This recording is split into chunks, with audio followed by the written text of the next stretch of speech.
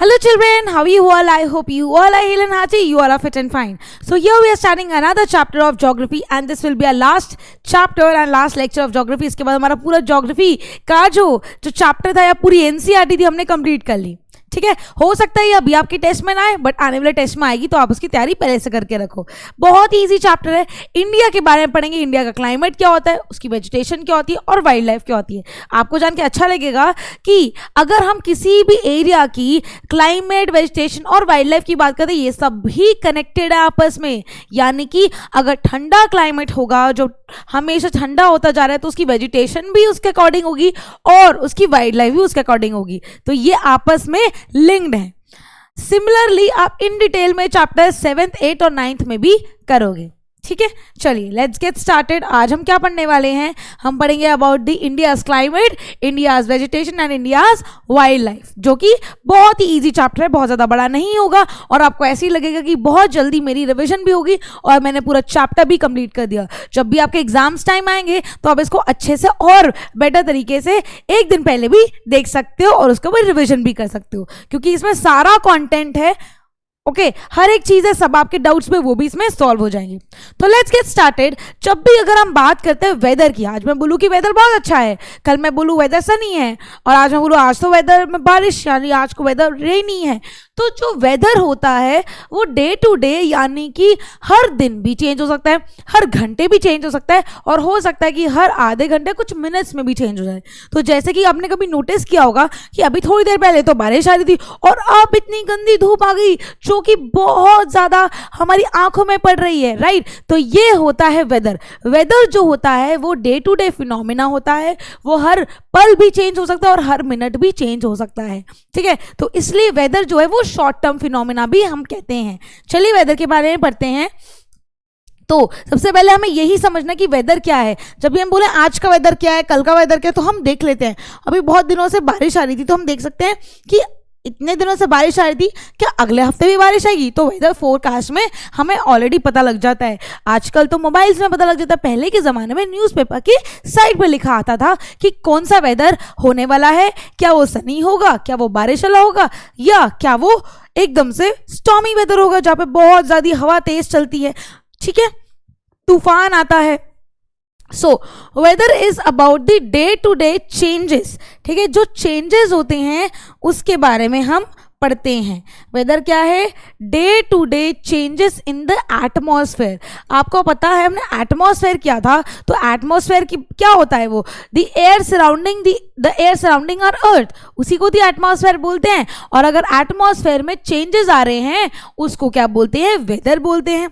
और इसके अंदर क्या होता है? It includes changes. अगर चेंज वेदर में हो रहा है तो टेम्परेचर भी चेंज हो रहा है, ठीक है, रेनफॉल में भी चेंज हो रहा है और सनशाइन आ रही है, यानी कि कभी आ रही है, कभी टेम्परेचर गिर रहा है यानी कि हमें ठंडा महसूस हो रहा है, कभी टेम्परेचर बढ़ रहा है यानी कि हमें क्या महसूस हो रहा है? हमें गर्मी महसूस हो रही है, कभी बारिश आ रही है, ठीक है, कभी क्लाउडी मौसम है, ना क्लाउडी है, क्लाउड्स हैं, ना बारिश आ रही है और ना बहुत तेज सन है. तो इससे हमें पता लगता है कि वो जो वेदर है वो डे टू डे फिनोमिना है. ऑलराइट, चलिए आगे बढ़ते हैं. इतना समझ आ गया तो यहाँ पे हमारी वेदर की डेफिनेशन हमने कर ली क्लियर. अब पढ़ते हैं कि आपने सीजन्स के बारे में सुना होगा, right. Summer season, rainy season, है ना. तो सीजन्स के हिसाब से कपड़े भी हम उस हिसाब से पहनते हैं. जैसे कि अगर अब अभी विंटर सीजन आने वाला है, राइट, तो विंटर सीजन के अंदर हम कौन से क्लोथ्स पहनते हैं? विंटर सीजन के अंदर हम पहनते हैं वार्म क्लोथ्स, है ना, ताकि वो हमें ठंड से बचा सके. तो हम लेते हैं we take blankets, we take quilts, है ना. तो हम और पहनते भी वार्म क्लोथ्स जैसे जो वूल से बने होते हैं. और सिमिलरली समर सीजन में हम ठंडे कपड़े पहनते हैं, कॉटन के कपड़े पहनते हैं ताकि हमें गर्मी ना लगे. ठीक है, तो और समर सीजन के अंदर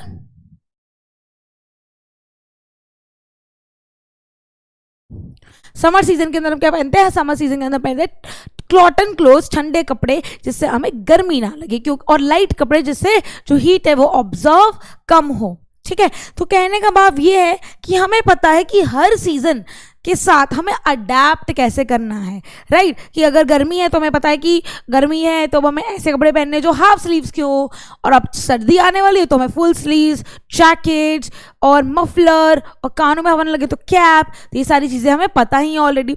तो इससे आप ये बताओगे मुझे कमेंट सेक्शन में कि आपका फेवरेट सीजन कौन सा है। Like I like winters, winters is my favourite season, मुझे बहुत पसंद है विंटर्स। अभी विंटर्स आएंगी तो मैं बहुत खुश हो जाती हूँ, ठीक है। तो आप अपना सीजन जो फेवरेट है वो मुझे कमेंट सेक्शन में लिख के बताना। तो बेसिकली, और इसके अलावा विंटर और समर सीजन के अलावा भी 2 और सीजन है, उसके बारे में हम पढ़ते हैं, और ये हम पढ़ते ही आ रहे हैं। जैसे कि हम देखें, विंटर सीजन होता है, समर सीजन होता है, रेनी यानी कि जब बारिश आती है, और एक होता है ऑटम सीजन, ठीक है। पर अब हम बच्चे नहीं हैं, अब हम 5th में नहीं है, 4th में नहीं है, अब हम बड़े हो गए हैं। तो हम बड़े हो गए तो हम इन डिटेल पढ़ेंगे। सो विंटर यानी कि कोल्ड वेदर सीजन, विंटर को कोल्ड वेदर सीजन भी बोला जाता है, जहाँ पे ठंड होती है।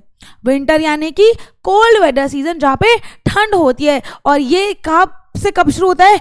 दिसंबर टू फरवरी, दिसंबर टू फरवरी यानी दिसंबर, जनवरी, फरवरी, ठीक है। ये 3 सीजन को ठंडा माना जाता है, यानी कि बहुत ज़्यादा ठंड, ठीक है। 3 सीजन, हालांकि अगर आप देखो मार्च में भी थोड़ी बहुत ठंड होती है, हालांकि अब देखो नवंबर में भी ठंड होती है, लेकिन वो हम किसी और सीजन में डाल देते हैं, क्योंकि वो एग्जैक्ट बिल्कुल ठंड नहीं है।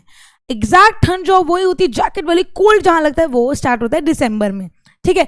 देन हम बात करते हैं समर की।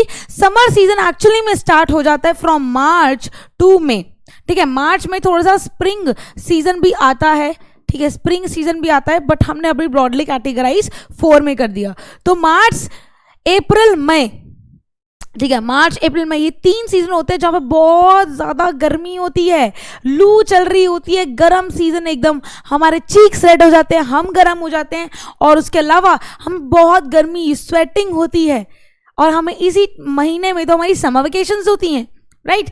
इसके अलावा फ्रॉम, अब ये होता है साउथ वेस्ट मॉनसून सीजन, यहाँ से हमारी बारिशें स्टार्ट हो जाती हैं। इस टाइम बारिश आ रही है, इस टाइम बारिश नहीं आ रही, तो हमारी बारिशें स्टार्ट हो जाती हैं और मॉनसून आ जाता है। So from June, July, August, सितंबर, ये 4 महीने बारिश भी रहती है। इसके अलावा बोलोगे मैम अक्टूबर में भी बारिश आती है, मैम नवंबर में भी, अभी हम देखेंगे अक्टूबर में भी बहुत ज़्यादा बारिश आई, कभी कभार नवंबर में भी बारिश आती है। तो वो क्या मैम, वो रेनी सीजन नहीं होता, वो रेनी सीजन होता है, लेकिन उसको बोलते हैं रिट्रीटिंग मॉनसून, ठीक है। सीजन ऑफ रिट्रीटिंग मॉनसून यानी कि अक्टूबर से नवंबर, ठीक है। तो अगर हम बोले जनवरी, फरवरी विंटर सीजन, ठीक है, March, April, May summer season, June, July, August, September will be your rainy season, okay, rainy season में आता है। देन अक्टूबर, नवंबर, दिसंबर, आपके October, November is your autumn season, December again your winter season. I hope this is clear, ठीक है। चलिए आगे बढ़ते हैं। आगे हम क्या पढ़ने वाले हैं, अभी हम इन डिटेल पढ़ेंगे कोल्ड वेदर सीजन क्या होता है। कोल्ड वेदर ये आपकी बुक से लिया गया डायरेक्टली, ताकि आपको ऐसा ना लगे कि मैम डायरेक्टली, मैं देखती कुछ बच्चे बोल रहे मैम बुक से पढ़ाओ, तो जो स्टोरीज मैं पढ़ाती हूँ वो आपकी बुक से ही तो होती हैं। इसका मतलब आप एनसीईआरटी रीड नहीं कर रहे हो, तो आपको अपनी एनसीईआरटी भी रीड करनी है। तो सबसे पहला सीजन जिसको हम विंटर बोलते हैं, या फिर जिसको हम कोल्ड वेदर सीजन बोलते हैं, जब ठंड होती है। तो during the winter season the sun rays do not fall, जो सन की रेज होती है do not fall on the region. अब ये लाइन को आप क्लास 8, 9th, 10th के अंदर इन डिटेल पढ़ने वाले हैं कि जब अर्थ होती है, ठीक है, क्योंकि जो अर्थ होती है वो सन के अराउंड रिवॉल्व कर रही है, और जो अर्थ है वो टिल्टेड है, ठीक है, और जो वो सन के आगे रिवॉल्व कर रही है, ठीक है। और जैसे कि हमने देखा सन जो अर्थ है it is also divided equator, Tropic of Cancer, Tropic of, then we have Arctic Circle, Antarctic Circle. तो ये सब हमने पढ़ चुके हैं। तो ये जैसे कि मैंने आपको सीजन्स बताए थे, ये लिंक करना आप उससे, क्योंकि ये लाइन सिर्फ इतने में लिखना इज नॉट सफिशिएंट, ठीक है। तो अगर आपको याद है कि मैंने आपको सीजन्स पढ़ाए थे ज्योग्राफी के अंदर ही, 3rd चैप्टर था या 4th चैप्टर था आपका, जब हमने सीजन्स पढ़ते कि अर्थ की रिवॉल्व कैसे करती है, और अर्थ की रिवॉल्व और रोटेट होने से, और अर्थ टिल्टेड है तो कैसे सीजन्स आते हैं। सो गो वॉच दैट लेक्चर, ठीक है, उसको अच्छे से पढ़ो और फिर ये आप आसानी से जान जाओगे। तो ये लाइन वन लाइन में लिख दी कि सन की जो रेज है वो डायरेक्टली फॉल नहीं होती है, तो ये हम अच्छे से कर चुके हैं। As a result the temperature are quite low in the northern India. तो जब नॉर्दर्न इंडिया की बात आती है, स्पेसिफिकली ये वाला एरिया, ठीक है, यहाँ पे बेसिकली ऊपर वाले पार्ट पे क्या होता है, टेम्परेचर लो होता है, यानी कि ठंड होती है। Okay, I hope this is clear. इसके बाद आता है आपका समर सीजन। ठीक है, समर सीजन यानी कि hot weather season. Summer season यानी कि हॉट वेदर सीजन। ठीक है, अब यहाँ पे क्या होता है, in the hot weather season sunrays are more or less directly fall in this region. क्योंकि गर्माहट जो है सन से ही तो आ रही है, अगर डायरेक्टली फॉल करता है तो हो जाता है आपका समर सीजन, अगर डायरेक्टली फॉल नहीं करता तो आपका क्या हो जाता है, winter season. Temperature becomes very high, ज्यादा हो जाता है, हाई टेम्परेचर, टेम्परेचर हाई है तो गर्मी आएगी। ठीक है, और ड्राई विंड्स चलती हैं, हवा तो चल रही है लेकिन वो गर्म हवा चल रही है, और जब गर्म हवा पड़ती है वो सारा मिट्टी भी उड़ाती है और हमारे चीक्स रेड हो जाते हैं, हमारी आंखों में पानी आ जाता है जब वो ऐसी गर्म हवा चलती है, because that is wind, but dry wind, and that is called लू। सो आ जाएगा, what is the dry wind called, it is called लू। ठीक है, एंड ये दिन के टाइम में, दिन के समय पे ज्यादा तेज चलती है। ठीक है, ये आ गया। इसके बाद हमारा क्या है, इसके बाद हमारा पड़ता है साउथ वेस्ट मॉनसून। ठीक है, या फिर जिसको हम बोलते हैं रेनी सीजन। तो जब हम इंडिया की बात करते हैं, साउथ ये पड़ गया, ठीक है, और वेस्ट ये पड़ गया, this is south west monsoon. ठीक है, और जो इधर से पड़ती है बे ऑफ बंगाल से, वो रिट्रीटिंग मॉनसून होती है। ठीक है, वो बाद में आती है अक्टूबर नवंबर। जब हम बात करते हैं मॉनसून तो वो यहाँ से हवा उठती हैं, ओके, तभी रेन की बौछारें पड़ती हैं। This season is marked by onset and advance of monsoon. ठीक है, साउथ वेस्ट मॉनसून की मॉनसून की शुरुआत होगी। विंड्स कहाँ से ब्लो होती हैं, Arabian Sea and Bay of Bengal towards the land, यहाँ से उठती हैं और लैंड की तरफ आती हैं। ठीक है, यहाँ से और लैंड की तरफ आती हैं। ठीक है, अरेबियन सी और बे ऑफ बंगाल। ठीक है, they carry moisture with them and these ring strike mountain barriers rainfall occurs. तो ये जो विंड उठती हैं अपने साथ मॉइस्चर कैरी करती हैं, और जब भी ऊपर की तरफ जाती हैं, ऊपर की तरफ जाती हैं, स्ट्राइक करती हैं माउंटेन्स पे, तो यहाँ पे बारिश आना शुरू कर देती है। समझ गए? एक और बार समझते हैं विद दी कलर्ड एग्जाम्पल। ठीक है, तो हम मानते हैं ये इंडिया है, ठीक है, ये है हमारा west, this is east and this is south. ये पड़ गया अरेबियन सी, ये पड़ गई बे ऑफ बंगाल। हवाएं हैं यहाँ से उड़ती हैं ज़्यादा, ठीक है, यहाँ से भी थोड़ी बहुत उड़ती हैं, जब वो ज़्यादा स्ट्राइक करती हैं आपस में, ठीक है, स्ट्राइक करती हैं, उनके साथ क्या होता है, मॉइस्चर कंटेन होता है। ठीक है, और ऊपर से फिर बरसात आती है। So this is called as south west monsoon, या फिर हम इसको बोलते हैं, क्या बोलते हैं, रेनी सीजन। ठीक है, क्या बोलते हैं, रेनी सीजन। लेकिन कभी कभार रेन, ठीक है, माउंटेन बैरियर्स को ट्राई करते हो, रेन आती है, लेकिन कभी कभार आपको पता ही है रेन कब आती है, रेन आती है ऑटम सीजन के अंदर भी, यानी कि रेन आती है in the month of October and November. तो उसको हम क्या बोलते हैं, उसको हम बोलते हैं रिट्रीटिंग मानसून। क्या बोलते हैं, उसको हम बोलते हैं रिट्रीटिंग मानसून, यानी कि winds move back from the mainland. अब क्या हुआ, पहले यहाँ पे जा रही थी हमारी विंड्स, ठीक है, हवाएं, जो हवाएं थी वो यहाँ जा रही थी, लेकिन रिट्रीटिंग मॉनसून में हवाएं वापस जाती हैं। कहाँ पे जाती हैं, मेन लैंड से, यानी कि ये इंडिया है, ये हमारी हवाएं हैं, ये वापस जाती हैं। ठीक है, वापस जा रही हैं हवाएं मेन लैंड से। ठीक है, इंडिया लैंड है तो लैंड से वापस जाती हैं to the Bay of Bengal. ठीक है, हाँ, तो या इस तरफ नहीं जाती to the Bay of Bengal, सिर्फ ये वाली साइड पे जाती हैं, तभी उसको साउथ वेस्ट बोला जाता है और इसको साउथ वेस्ट बोला नहीं जाता। ठीक है, वापस जाती हैं इस तरफ से, इस रास्ते से, और यहाँ पे बारिशें पड़ती हैं, यानी अगर हम बोलें यहाँ पे क्या पड़ती है, बारिश की बौछार पड़ती हैं।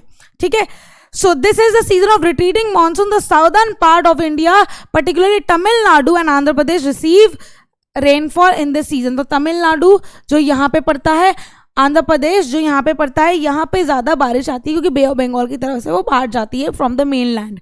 ठीक है, इसलिए इसको बोलते हैं रिट्रीटिंग मानसून। लेकिन इसकी कुछ बौछार हमारे इंडिया या हम बोला ऊपर वाले पार्ट्स पे भी पड़ जाती है, कुछ कुछ बौछार, हमेशा नहीं। ठीक है। विद दिस चिल्ड्रन, अब हम बात करते हैं, अभी हमने वेदर की बात की। वेदर मतलब जो एवरीडे प्रोसेस है, जो हमेशा चेंज होता है, ठीक है। वेदर का मतलब है जो चेंज हो गया, आज का वेदर अच्छा नहीं है, कल का वेदर अच्छा दिखा रहा है, परसों का वेदर क्या है, तो एवरीडे जो चेंज हो रहा है, day to day changes, everyday जो चेंज हो रहा है। लेकिन क्लाइमेट क्या है? क्लाइमेट अगर आप देखो, ठीक है, व्हाट इज क्लाइमेट? अगर आप क्लाइमेट की बात करते हैं तो climate is fixed, climate change नहीं होता। अगर हम बोले इंडिया का क्लाइमेट मॉडरेट है, तो यानी कि वो फिक्स हो चुका है।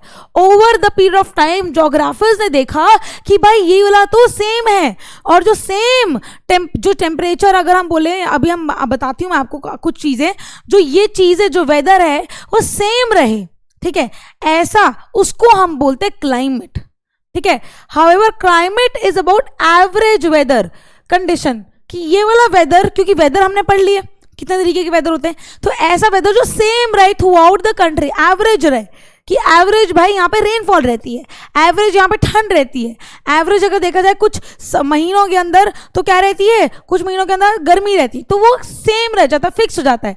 तो इंडिया अगर आप देखो, तो अगर हमने अभी पढ़ा है, आप एनालाइज खुद लगाओ, मैं तो आपको बता ही दूंगी, बट अगर आप खुद देखो, ठीक है, तो दिसंबर, जनवरी, फरवरी 3 मंथ्स रहती है विंटर्स, ठीक है, मार्च अप्रैल मई 3 मंथ्स रहती है, मार्च अप्रैल मई, ठीक है।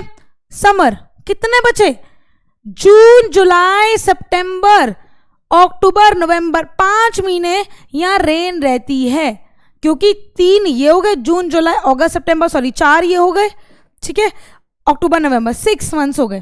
तो 6 मंथ्स अगर हम देखें, 6 महीने बारिशें रहती हैं। तो अगर हम अपने इंडिया का ओवरऑल क्लाइमेट देखें, तो हमारा यहाँ पे मॉनसूनल टाइप ऑफ क्लाइमेट है। कौन सा टाइप ऑफ क्लाइमेट है? Monsoonal type of climate. अगर हम बात करें इंडिया की, तो पूरे इंडिया के अंदर बारिशें, अगर वो रिट्रीटिंग मानसून है या फिर वो साउथ वेस्ट मानसून है, रेनी सीजन है, या फिर हम बोले वो ऑटम सीजन, बारिशें ज़्यादा होती हैं। ठंड में भी बारिश हो रही है ना, गर्मी में भी बारिश हो रही है, रेनी सीजन बारिश हो रही है, कहने को आप ये बोलते हो, बट वो रिट्रीटिंग मानसून और साउथ वेस्ट मानसून होते हैं, और ये ज़्यादा होते हैं, यानी 6 महीने बारिश आ रही है। अगर आप ओवरऑल काउंट करो तो 6 महीने बारिश आ रही है। तो ये जो 6 महीने, ये इसका मतलब फिक्स एवरेज रेट पे फिक्स है कि भाई इंडिया का जो क्लाइमेट है वो मानसूनल टाइप है, ठीक है। So which have been measured over years, the climate of India has broadly been described as monsoonal type, ठीक है। Monsoon is taken from the word Arabic mausam which mean season, ठीक है। एक तो हमारे इंडिया में सीजन्स भी होते हैं, प्लस मॉनसून यानी कि 6 महीने बारिश रहती है, इसको मॉनसूनल बोलते हैं। प्लस एक और चीज, मॉनसून के टाइम पे क्या होता है, मॉनसून के टाइम पे क्या होता है, मॉइस्चर ज़्यादा होता है और ह्यूमिड रहता है। तो हमारे यहाँ पे ना ज़्यादा ठंड है ना ज़्यादा गर्मी, तो ह्यूमिड टाइप ऑफ क्लाइमेट है इंडिया का ओवरऑल क्लाइमेट, ठीक है। All right children, with this we have completed 1 part of our chapter. ये चैप्टर जैसे मैंने कहा बहुत ज़्यादा बड़ा नहीं है, ठीक है। अब क्लाइमेट की जब बात करते हैं हम, the climate of a place is affected by its location. तो क्लाइमेट की जब हम बात करते हैं, क्लाइमेट यानी कि जो fixed weather over a period of time होता है, ठीक है, फिक्स्ड वेदर,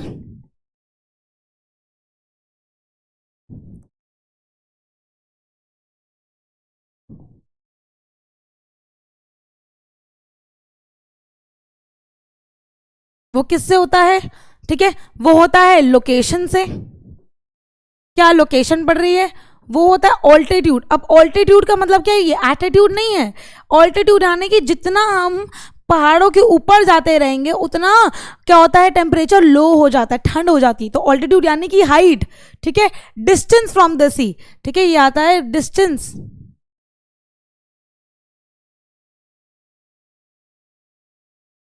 ठीक है। जैसे कि हमने बोला कि रिट्रीटिंग मानसून में सिर्फ तमिलनाडु और आंध्र प्रदेश को ही ज़्यादा बारिश मिलती है, यानी कि इनका डिस्टेंस फ्रॉम द सी पास है, नियर है। इनका डिस्टेंस फ्रॉम द सी क्या है, नियर है।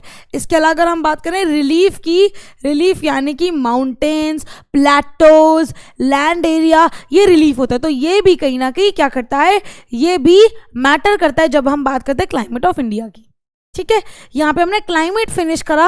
अब हम बात करते हैं, चलिए एक और से, अब जब हम बात कर रहे हैं कि Jaisalmer and Bikaner are desert area, जब हम जैसलमेर और बीकानेर जो राजस्थान में है यहाँ पे देखते हैं, तो ये डेजर्ट एरिया है, जैसे हमने बोला लोकेशन, ठीक है, तो यहाँ पे बारिश नहीं आएगी क्योंकि ये डेजर्ट एरिया है, ठीक है।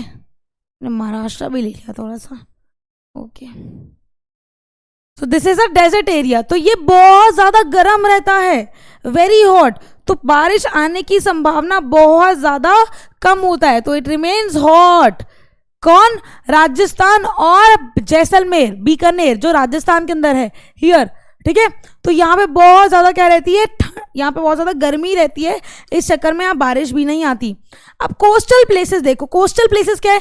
जो भाई आपका यहाँ से पास हो, जो एरिया रिवर से पास हो या सी से पास हो, Bay of Bengal, Indian Ocean, then we have Arabian Sea, okay. तो ये बेसिकली क्या है, ये बताता है कि आपके कोस्टल एरियाज के अंदर ह्यूमिड क्लाइमेट रहता है, क्योंकि यहाँ पे बारिशें ज़्यादा आती हैं, ना ज़्यादा गर्मी ना ज़्यादा ठंड।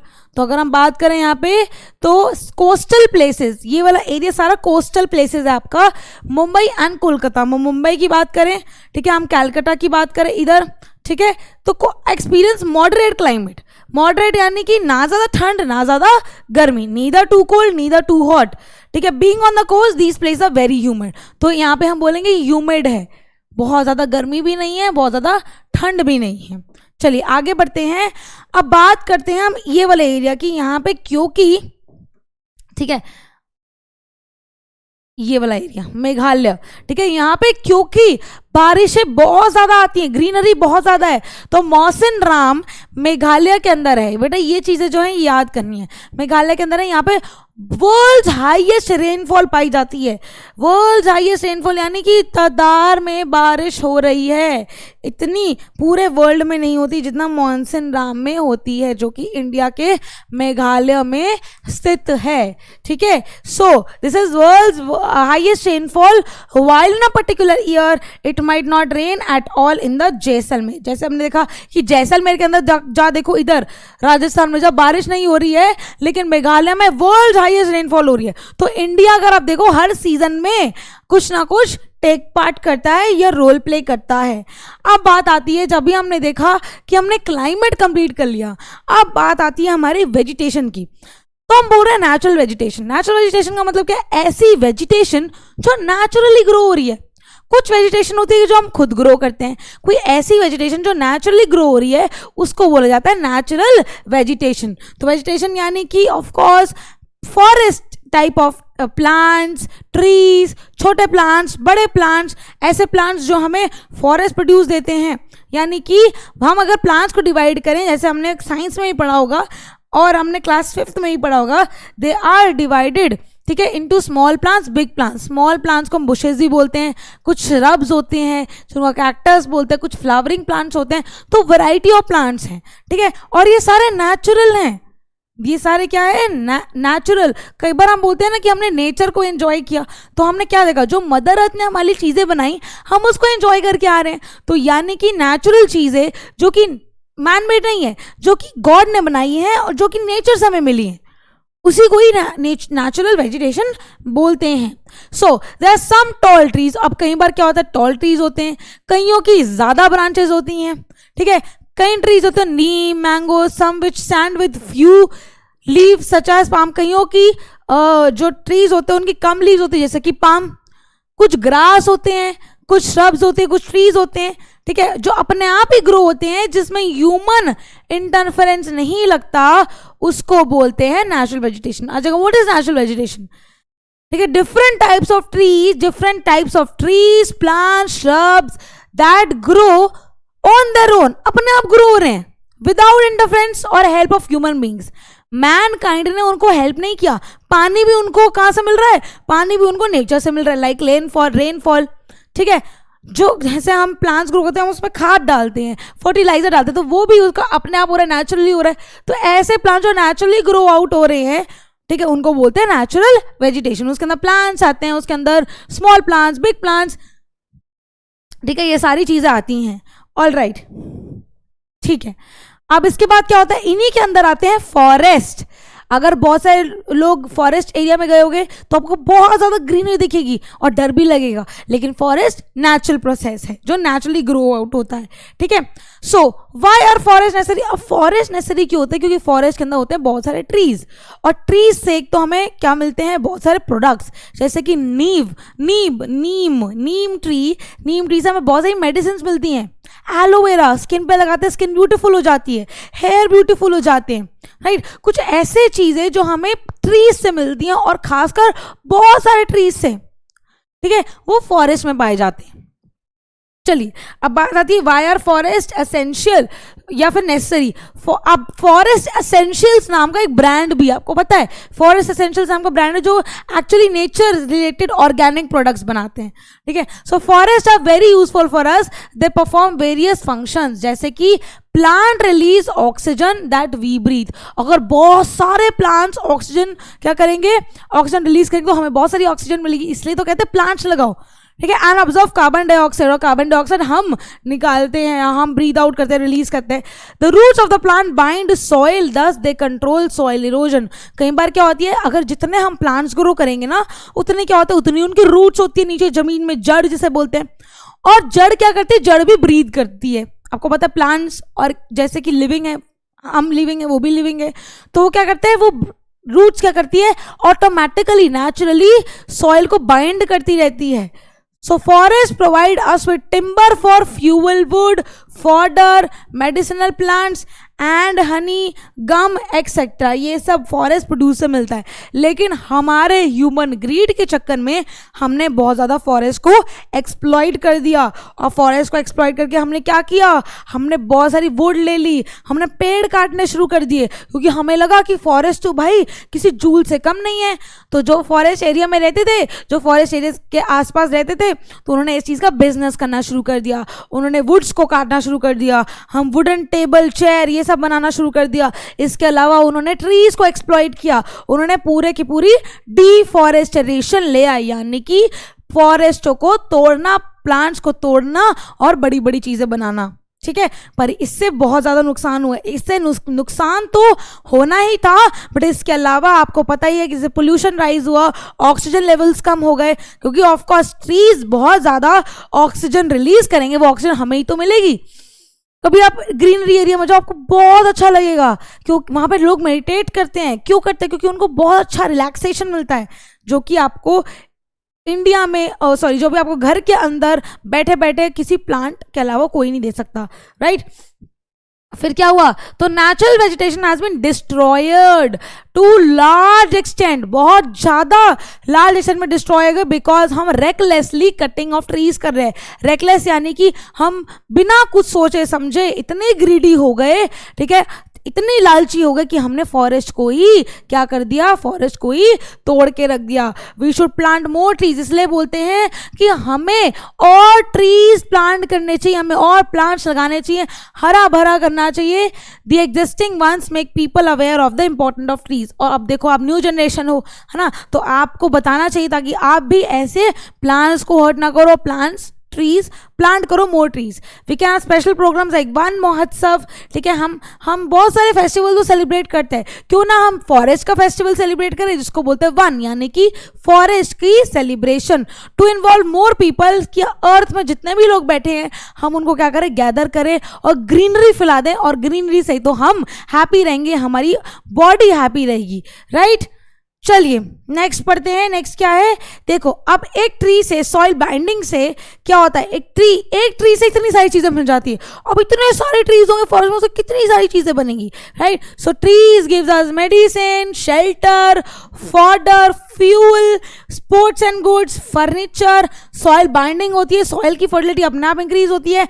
ऑक्सीजन वेरी इंपॉर्टेंट, ठीक है। Then honey, fruits, gum and lactic, gum यानी गोंद, जो हम फेविस्टिक वो वाली। Natural habitat for wildlife, ये हम नेक्स्ट टाइम में पढ़ने वाले हैं, क्योंकि जैसे हम अपने हाउसेज में रहते हैं, जो वाइल्ड लाइफ है, जो एनिमल्स है, जो बर्ड्स है, उनका हाउस क्या है, उनके हाउस फॉरेस्ट है। और अगर हम उनके हाउस को ही तोड़ ताड़ के साइड पे कर देंगे तो वो कहाँ रहेंगे, हमारे हाउस में तो नहीं रह सकते ना, ठीक है। टिम्बर मिलता है, रबर मिलती है, ये सारी चीजें हमें ट्रीज से ही तो मिलते हैं, तभी तो ट्रीज बहुत इंपॉर्टेंट होते हैं, ठीक है। नेक्स्ट, वाइल्ड लाइफ, ये लास्ट टॉपिक है हमारा wild life. Again wild life, climate और जो नेचुरल वेजिटेशन, ये सब क्या है, कनेक्टेड है। आप अगर आप गए होगे पहाड़ों में, आप वहां के डॉग्स देखोगे तो बहुत एकदम हैवी, गुबू से एकदम बहुत ज्यादा क्यूट, हेल्दी और फर वाले डॉग होंगे। और अगर आप वही हमारे गली के स्ट्रीट डॉग्स देखोगे, वो पतले से होंगे, ज्यादा हैवी नहीं होंगे। रीजन बीइंग क्या है, जो पहाड़ों वाले वाइल्ड लाइफ होती है, दे हैव नेचुरल फर, जिससे वो ठंड से बच सकते हैं, right. So forest are home to a variety of wild life. Variety of wild life की क्या है, एक घर है। Forest are home to a variety of wildlife. There are thousands of species of animals and a large variety of reptiles, amphibians, mammals, birds, insects and worms which might dwell in the forest. तो forest में सिर्फ animal नहीं रहते, इसके अलावा कुछ amphibians रहते, क्योंकि फॉरेस्ट में भी रिवर होता है, तो कुछ एनिमल्स जो वाटर और लैंड दोनों पे रहते हैं, कुछ reptiles, snakes, birds, insect, worms, ये सब रहते हैं फॉरेस्ट के अंदर। Not only we are talking about the animals, birds भी रहती हैं और बहुत सारे अदर ऑर्गेनिज्म रहते हैं जिसको हम मिला के वाइल्ड लाइफ बोलते हैं, ठीक है। So this is how our wild life looks, जिसके अंदर प्लांट्स लाइक नेचुरल वेजिटेशन के साथ हमारी वाइल्ड लाइफ भी जुड़ी है। सो अगर आपको पता ही होना चाहिए, टाइगर जो हमारा नेशनल एनिमल है, it is found in various parts of the country, ठीक है। तो हम देखिए एनिमल्स तो बहुत सारे पाए जाते हैं, लेकिन हम इसमें हम बात करना जा रहे हैं अपने नेशनल एनिमल की और नेशनल बर्ड की, ठीक है। तो नेशनल एनिमल जो है वो गिर फॉरेस्ट में पाया जाता है। गिर फॉरेस्ट कहाँ है, जी फॉर गिर, जी फॉर गुजरात, एंड वो home of Asiatic Lions. Asiatic Lions, जो एशिया में लायंस पाए जा रहे हैं उनको एशियाटिक लायंस बोलते हैं, ठीक है। और ये गिर फॉरेस्ट ऑफ गुजरात में पाए जाते हैं ज्यादा। Then elephants and one horn rhinoceros roam in the forest of Assam. तो बहुत सारे एलिफेंट, रुको हम ना इसका चेंज कर देते हैं, ठीक है। तो अगर हम बात करें एलिफेंट्स की और वन हॉर्न राइनोसोरस, ये रोम अराउंड करते हैं फॉरेस्ट में, जो कि असम में है। केरला के अंदर हम पाए जाते हैं कुछ अलग एलिफेंट्स, मतलब एलिफेंट्स तो सेम ही होते हैं, बट केरला में भी फाउंड है, कर्नाटका में फाउंड है। कैमल्स पाए जाते हैं, आपको पता है कैमल्स ज्यादातर कहाँ होते हैं, डेजर्ट एरिया में होते हैं। कैमल्स और वाइल्ड एसेस, जो कि हम डेजर्ट एरिया में बोलते हैं, the Great Indian Desert, Rann of कुछ सबसे बड़ा है गुजरात के इधर, ठीक है, इस वाली साइड पे। वाइल्ड गोट्स वो वाली गोट्स नहीं जो हम देखते हैं, ठीक है, वो वाली गोट जो वाइल्ड होती हैं। Snow leopards, bears are found in the Himalayan region. तो आप देख रहे हो हिमालयन रीजन के अंदर ऐसी गोट्स हैं या ऐसे एनिमल्स हैं जो फर वाले हैं, ठीक है। बेयर्स है जो गर्मी, जो ठंड को टैकल कर सकते हैं। कैमल्स, उनके अंदर कैपेसिटी होती है कि वो पानी स्टोर कर लेते हैं, तभी क्या है कि वो डेजर्ट एरिया में रहते, क्योंकि डेजर्ट में पानी ही नहीं होता। देन अगर हम देखें केरला में, गुजरात में, ये सब एनिमल्स पाए जाते हैं और यहाँ पे देयर अबाउट बहुत सारे एनिमल्स पाए जाते हैं। Beside these, many of the animals found in our country such as monkey, wolf, jackal, नीलगाय, चीता, बहुत सारे एनिमल्स पाए जाते हैं। जितने भी आपने एनिमल्स बच्चों ने पढ़े ना, वो सारे इंडिया के फॉरेस्ट में पाए जाते हैं। इसके अलावा अगेन जब हमने वाइल्ड लाइफ को ही, जब हमने नेचुरल वेजिटेशन को क्या कर दिया, नेचुरल वेजिटेशन को हमने अपरूट कर दिया, नेचुरल वेजिटेशन को हमने एक तरह से ख़त्म कर दिया, नेचुरल वेजिटेशन को हम ऑलरेडी बहुत ओवर यूटिलाइज कर रहे हैं, तो उससे क्या होता है, उससे हमारी वाइल्ड लाइफ डिस्टर्ब होती है। तो वो जैसे हम अपने हाउसेज में रहते हैं, हमारे हाउस में कुछ इंटरफेयर कर, हमें कितनी प्रॉब्लम होती है, ठीक है। हम अपनी लाइफ विदाउट हाउस या होम नहीं बिलीव कर सकते। तो सिमिलरली ये जो एनिमल्स होते हैं, इनका हाउस फॉरेस्ट है, और अगर हमने फॉरेस्ट और ट्रीज को डिस्ट्रॉय कर दिया, वे दे लिव। तो और एक और चीज़ है, ठीक है, तो इसलिए इनके लिए प्रोजेक्ट्स निकाले जाते हैं ताकि इनको हम प्रिजर्व करके रख सकें।